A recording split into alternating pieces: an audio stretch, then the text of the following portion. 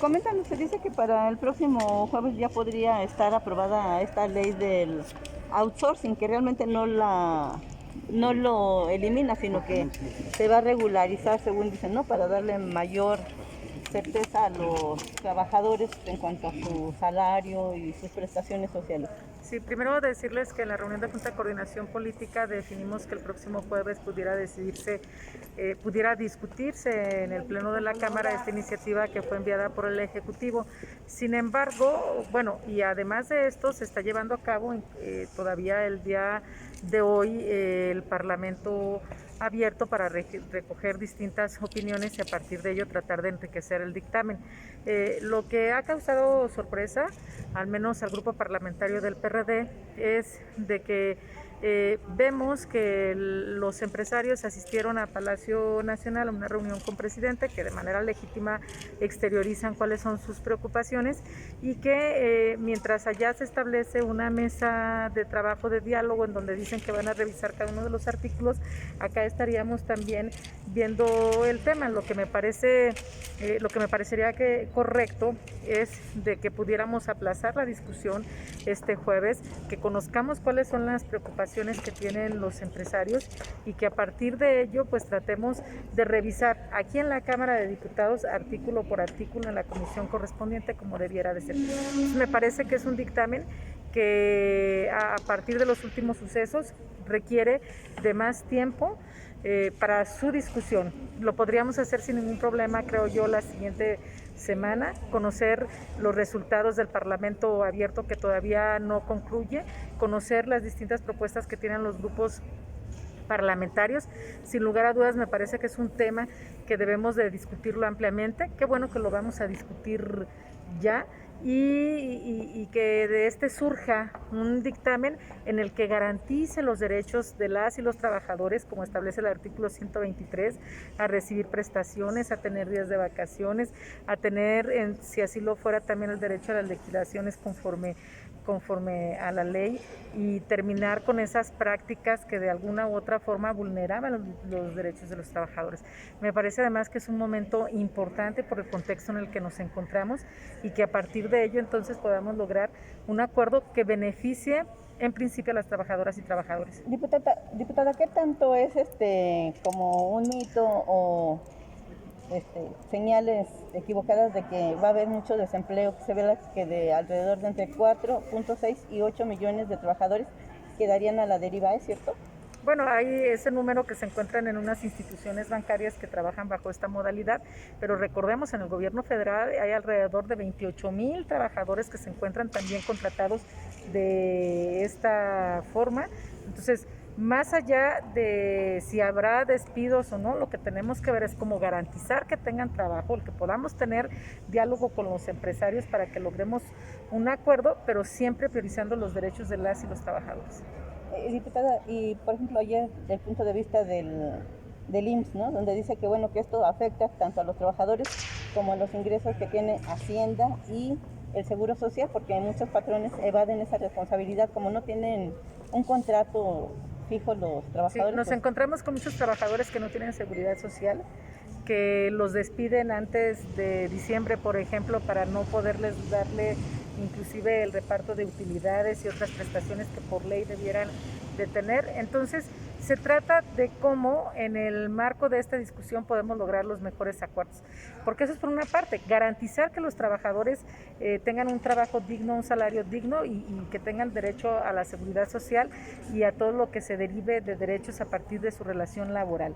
Pero también es cierto que en la iniciativa que presenta, con algo que me parece que es un exceso, es el que tiene que ver con que equipara delincuencia organizada esta práctica cuando son de 3 personas en delante. Entonces me parece que este tipo de acciones, es decir, como una sanción que la equipara a delincuencia organizada y que por consecuencia tendrían presión preventiva oficiosa, pues no es punitivamente como vamos a resolver el asunto, es con mucho diálogo y con mucha disposición y con el cumplimiento de lo que dice el artículo 123. Recordemos que las mejores leyes no son aquellas que tienen más sanciones. Entonces, me parece que estamos en un momento importante para de una vez por todas tener un diálogo integral de este tema, en donde estén por una parte principalmente reconociendo los derechos de las trabajadoras y los trabajadores, y por otra parte pues quienes de alguna u otra forma son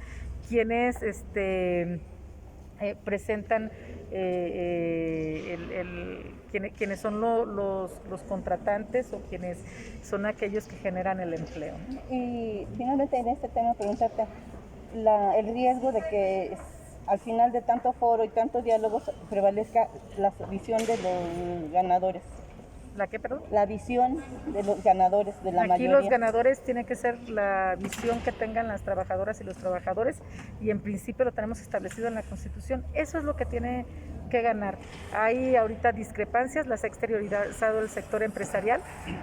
Hay que escucharlos y a partir de ello pues analizar bien el dictamen, pero el dictamen debiera discutirse aquí en la Cámara de Diputados y no en el Palacio Nacional. Diputado, ahorita que hablan sobre derechos de mujeres, el INE a la semana pasada dijo que 15 mujeres tendrían que ser aspirantes a las gubernaturas si el PAN y Morena se opusieran. Pareciera que no van los hechos con el discurso, ¿no? Ese es otro tema que cuando los escuchamos hacer declaraciones, cuando ha habido grandes manifestaciones de las mujeres, recordemos el pasado 8 de marzo, las marchas que inundaron todo el país, el 9 de marzo que nos ausentamos, los dirigentes partidarios de manera particular salían para solidarizarse con el movimiento de mujeres. Yo les digo a todos los dirigentes partidarios que llegó el momento de demostrar que están con las mujeres por la vía de los hechos. Ya existe una ley que aprobamos en el Congreso de la Unión, una ley que me parece muy trascendente, la que tiene que ver con la paridad.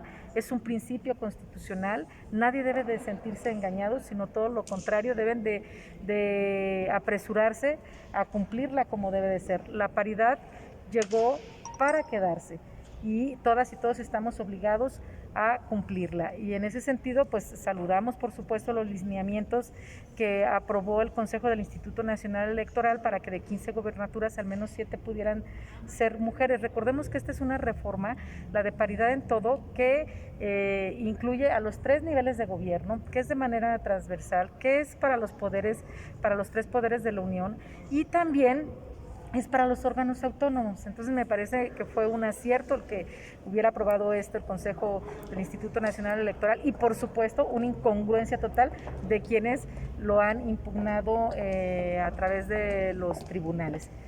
Yo espero que en este caso los tribunales que se apeguen al principio constitucional que ya está establecido de manera muy clara. También está que Rosario Robles anuncia que se apega al criterio de legalidad para que pues tenga beneficios, y así pues aunque sea en su casa, pero que esté en prisión, ¿no? Esto también tiene que ver mucho con la situación de las mujeres, porque vemos que a Lozoya, al general Cienfuegos tienen otro trato, y a Rosario pues ahí parece que hay una sentencia anticipada. Sí, en el caso particular de Rosario, también soy de la idea que hay que se le han violentado sus derechos. Ella debería de estar siguiendo su proceso en su casa, y vemos lamentablemente cómo otros ni siquiera fueron llevados a los reclusorios, sino que se les ha dado un trato preferencial. Y pues ahora Rosario ha tomado una definición que me parece que está en su derecho, el de recibir ese beneficio, si así ella lo ha definido. Pero lo que queda claro es de que la justicia en este país es preferente todavía, tiene preferencias todavía. Este género. Son prácticamente como sentencias anticipadas, ¿no? De que dice, bueno, que eres mujer, pues entonces sí, ha habido un trato muy diferente a Rosario en su calidad de mujer que la que han tenido los hombres, en este caso, tanto el general Cienfuegos como el propio Lozoya. Pero tiene un trasfondo también, que a final de cuentas no hay transparencia ni claridad, y que la justicia no es pareja para todos y todas. Muchas gracias. Gracias a ustedes.